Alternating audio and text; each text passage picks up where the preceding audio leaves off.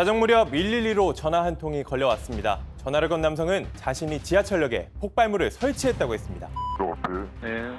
시한폭탄을 쏘아놨으니 경찰 출동을 하면 많은 인명피해가 발생할 것입니다. 시한폭탄을 설치하셨다고요? 그 정확한 위치에 어디에 설치를 하셨다는 거죠? 제 앞입니다. 어떤 폭탄을 설치를 하셨다는 거죠? 북계 폭탄입니다. 경찰관들이 출동해 범행 장소 근처를 뒤져봤지만 아무것도 나오지 않았습니다. 전화를 건 범인은 10대 청소년이었습니다. 지난달엔 서울 아셈타워에 폭발물을 설치했다는 신고도 들어왔습니다. 돈을 주지 않으면 터뜨리겠다는 협박 전화에 경찰과 소방관 등 130여 명이 투입돼 수색을 벌였고 그 건물에 있던 4천여 명이 긴급 대피했습니다. 하지만 이 역시 허위 신고로 드러났습니다. 전화를 건 남성은 결국 구속돼서 재판을 받고 있습니다. 지난해 5월 한 40대 남성이 강원도 한 아파트 물탱크에 농약을 탔다고 신고했습니다. 이 또한 거짓말이었습니다. 결국 최근 1심에서 유죄를 선고받았습니다. 해마다 많게는 수천 건에 달하는 허위 신고. 신고자는 단순한 장난으로 치부할 수 있지만 명백한 범죄입니다. 오늘 사건 X파일에선 소중한 생명을 지켜야 할 경찰과 소방대원들을 허탈하게 하는 허위 신고에 대해 알아보겠습니다. 자, 조금 전 그 음성으로 나갔지만 이 시한폭탄을 설치했다 이런 전화를 받으면 솔직히 반신반의하지 않겠습니까? 그렇다고 해서 아예 장난이려니 해서 또 출동을 안 할 수도 없는 거잖아요. 그런 만에 하나 진짜 가능성을 배제할 수 없으니까 말이죠. 자, 그런데 이 전화가 허위 신고라는 거는 그래도 어떻게 알았던 건가요? 일단 차분하게 이제 접수를 받은 요원이 질문을 이어갔습니다. 이제 어디다 설치를 했냐, 또 이제 어떤 폭탄이냐, 뭐 지금 혼자 있는 거냐 이런 질문하니까 이 전화를 건 이 신고자가 약간 웃을 듯 말 듯한 말투로 이제 답변을 이어갔습니다. 그러다가 이제 마지막에 이 접수요원이 나이가 어떻게 되냐라고 질문했더니 크게 웃으면서 뭐 하하하 이렇게 웃으면서 전화를 뚝 끊어버렸습니다. 하지만 이런 장난, 혹시 허위 신고라고 해서 사실일 수도 있기 때문에 현장을 살펴봤더니 결국 사실이 아니었습니다. 이 전화를 건 사람은 10대 소년으로 드러났고 결국 형사 입건됐습니다. 그렇군요. 자, 앞서 그리고 또 농약을 탔다고 허위 신고한 거. 야, 이것도 진짜 좀 황당한데, 그러니까 이 신고를 받고 나서 진짜 큰일 났다 싶어가지고 공무원 수십 명이 현장으로 달려갔다는 거 아니에요? 네, 맞습니다. 50대 남성이 아파트 물탱크에 농약을 탔다 이렇게 신고를 하니까 당시 아파트가 난리가 났습니다. 일단 단수 조치 내렸고 안내 방송을 하면서 사람들한테 물탱크가 오염됐으니까 먹지 말라 이렇게 조치를 했고 당시 공무원들이 현장을 2시간이나 둘러봤는데 이 역시 허위 사실이었습니다. 알고 보니 이 남성이 해고 통보에 불만을 품고 이런 범죄, 장난전화 범죄를 저지른 아파트 관리사무소 직원이었다고 하는데요. 이 남성 이전에도 비슷한 범죄를 2번이나 저지른 적이 있는 사람이었는데 그때는 벌금형으로 그쳤습니다. 하지만 이 세 번째 농약을 탔다는 거짓말은 벌금으로 끝나지 않았고 1심에서 징역 8개월에 집행유예 1년 6개월을 선고받았습니다. 지금 뭐 실시간 채팅창에 정말 한심한 사람들이다 이런 말씀 주시고 있는데 제가 제일 정말 황당했던 그 장난전화 그게 유튜브에 하나 올라와 있더라고요. 이겁니다. 전화를 받습니다. 네, 119입니다. 그랬더니 불났어요 아저씨 여기 불났어요 막 그러는 거예요. 그랬더니 어디입니까 거기 그랬더니 내 마음속에 와 진짜 보고 나서 와 그 어이가 없어가지고 말이죠. 드라마 대사랑 비슷하네요. 약간 뭐 그런 걸 패러디했던 건 모양인데 진짜 보면서도 저 진짜 욕 안 하는 사람인데 욕 나오더라고요. 예. 네. 아무튼 실제 그런 막 협박 전화 이게 또 다른 또 협박 전화들이 또 많이 있잖아요. 좀 소개를 해주시죠. 네, 가장 최근에 있었던 일이 제가 이제 프레젠테이션에서 설명을 드렸던 이 아셈타워 폭발 협박 전화였는데요.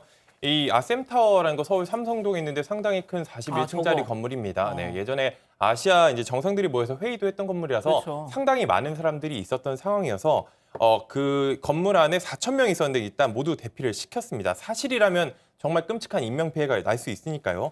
하지만 이제 3시간 넘게 수색을 했지만 결국 발견되지 않았고 허위 신고로 드러났습니다. 그래서 이 남성 지금 구속 상태로 재판을 받고 있고요. 이제 저도 예전에 취재했던 사건들인데 주로 이런 허위 폭발물 신고 같은 경우는 큰 건물이나 공항, 특히 공항에서 많이 이제 타깃이 되는데 지난해에는 제주공항에 폭발물이 있다는 거짓 신고가 들어왔고 2018년에도 광주공항과 청주공항이 이런 허위 신고의 대상이 됐습니다.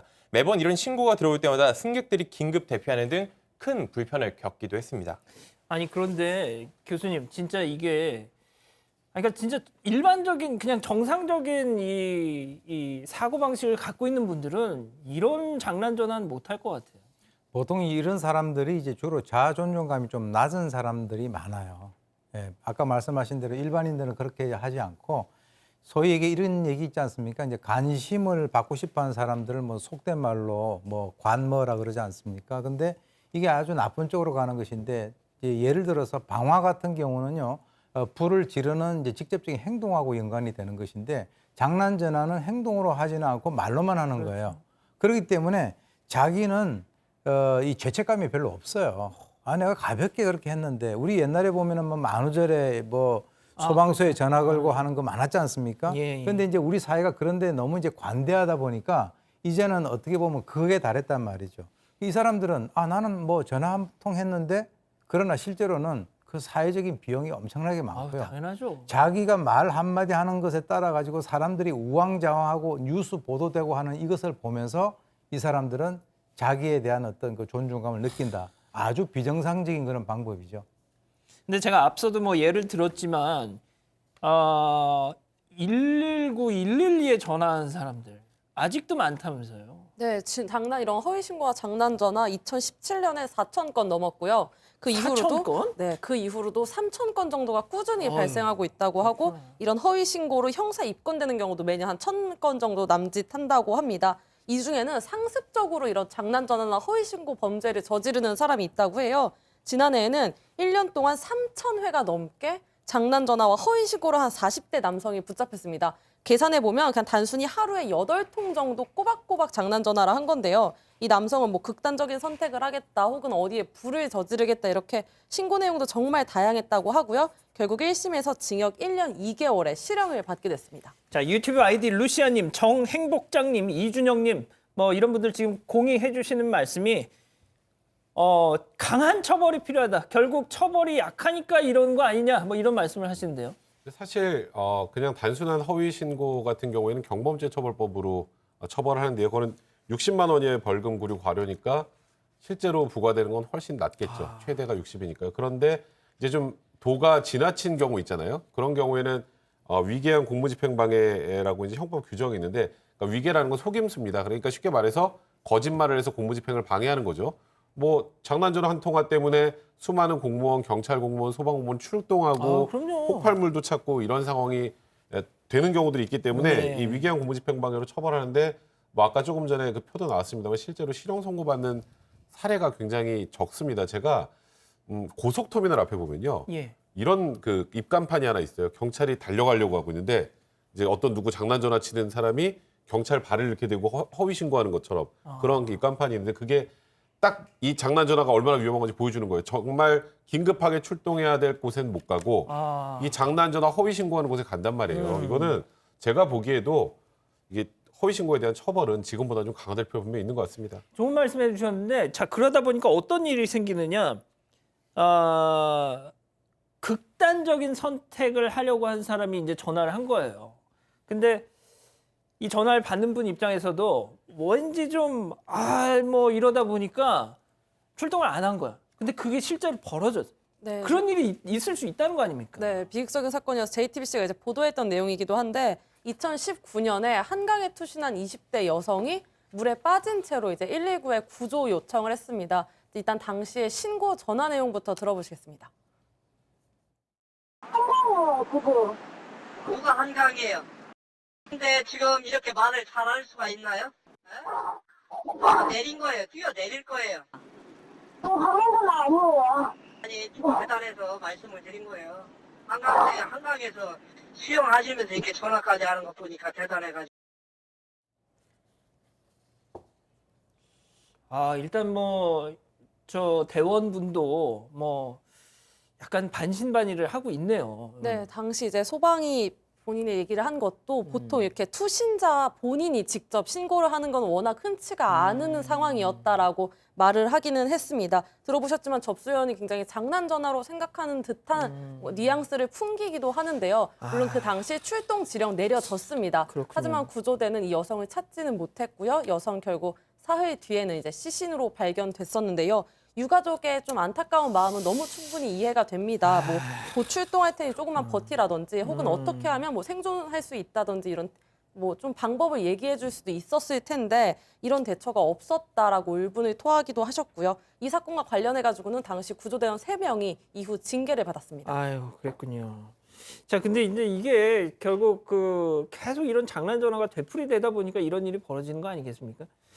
자, 뭔가 좀 대안이 필요할 것 같습니다. 일단 뭐 소방기본법에 따라서 장난 전화를 여러 번 하면 할수록 과태료를 많이 부과하긴 하는데 그 정도 가지고 될까요? 사실 크게 이것 가지고 장난 전화를 막는다는 좀 어려울 것 같고요.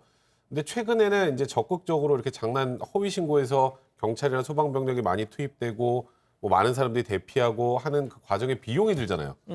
이게 공짜가 아니잖아요. 당연하죠. 네, 그와 관련된 비용을 아예 구상하는 경우도 종종 있습니다. 그래서 저는 오히려 이런 적극 행정으로 이런 일이 발생했을 때 이 장난 전화를 건 사람의 과실은 고의가 명백하게 있는 거니까요. 이에 대해서 발생한 손해배상까지 적극적으로 청구하는 게 좀 필요하지 않을까 개인적으로 생각이 좀 듭니다.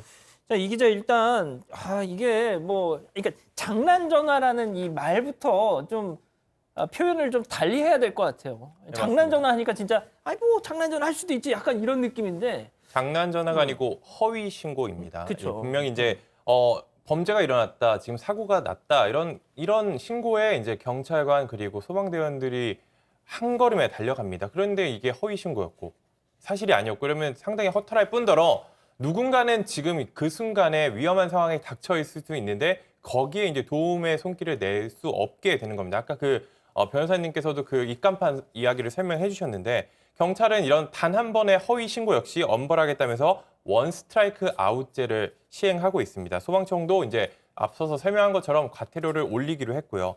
단순한 장난이 아닌 이런 허위 신고 지금도 지난해까지도 수천 건이 발생했습니다. 이런 일 반드시 없어야 될 것을 명심하셔야겠습니다. 좋습니다. 장난 전화 아니고 허위 신고입니다. 자, 정말 피해가 무심코 건 전화 한 통이 주는 피해 너무 엄청나다는 거 확실히 좀 인지를 했으면 좋겠습니다.